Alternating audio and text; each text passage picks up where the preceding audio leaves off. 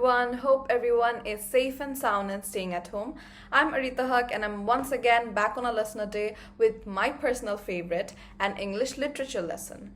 And today we will be discussing a poem which is called The Forsaken Wife, and it's written by Elizabeth Thomas. So without any further delay, let's just get started.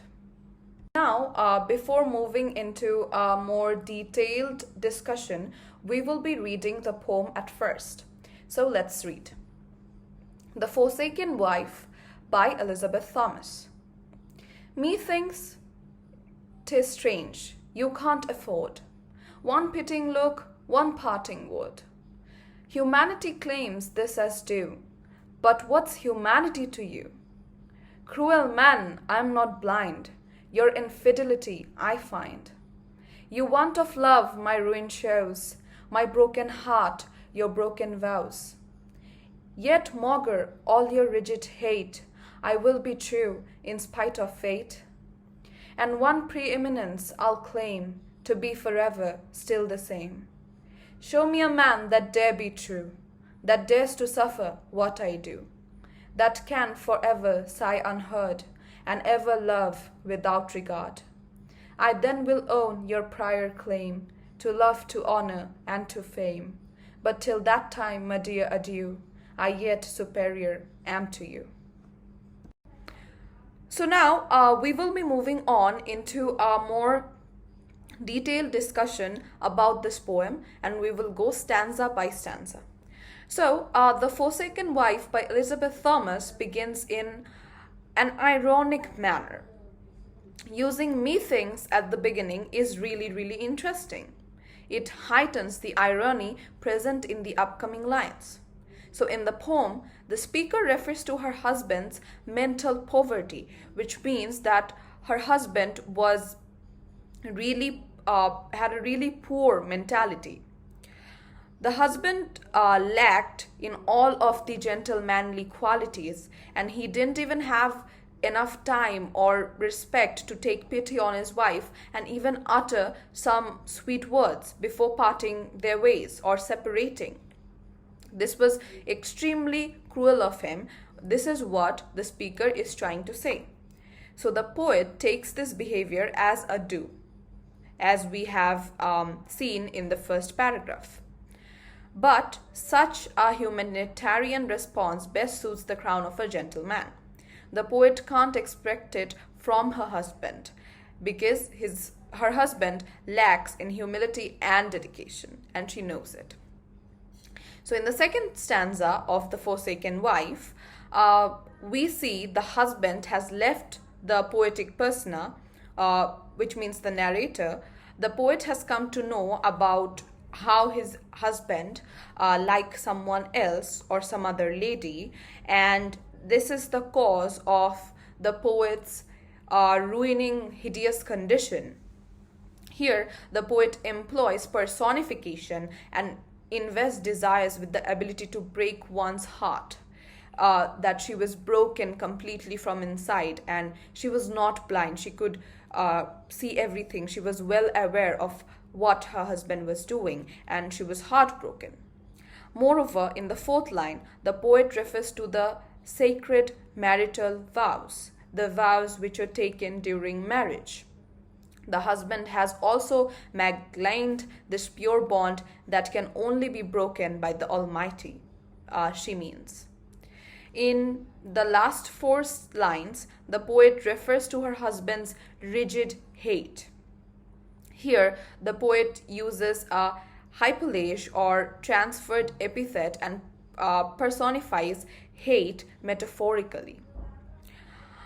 The poet uses the archaic form of in spite of maugre in the first line. However, in this section, the poet says that she will remain forever true to herself and never fail in protecting the sacred bond to which the husband caused irrevocable damage. The poet meant that no matter what happens, she will always stay true to herself and never damage or pollute this sacred bond.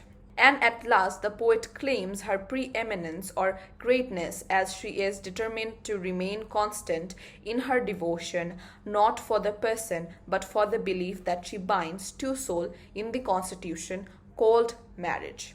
In here, she means that she will remain constant for her belief and devotion in the bond which is known as marriage, but not to her husband.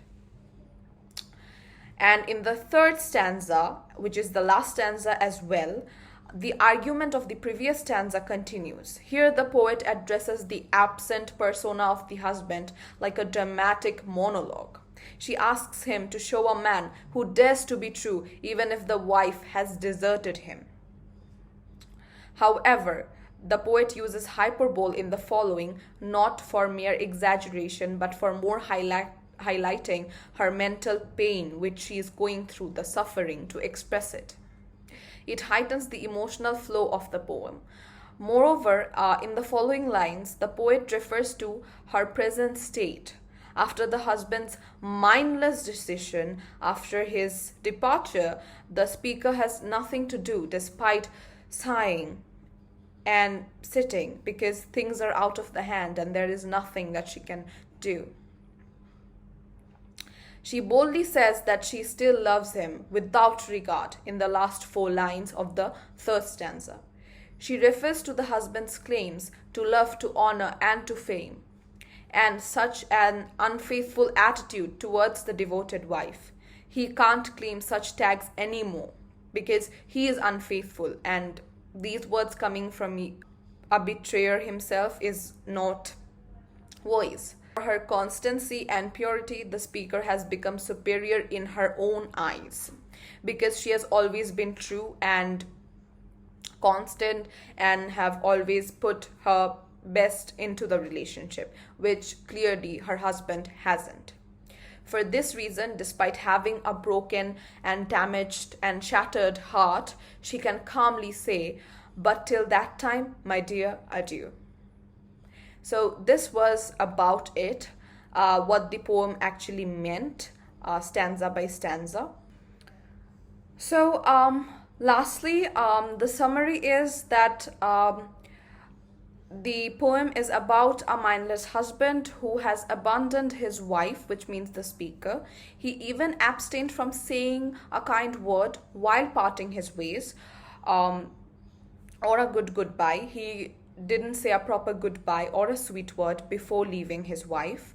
Thus, the poetic persona who has remained faithful all her life in her duties in her marriage is compelled to call him a cruel man. For his infidelity, he has forsaken a person who is even true at heart even after his departure. The speaker strongly proclaims that she will forever remain the same, and such one-sided love she knows will pain her deep.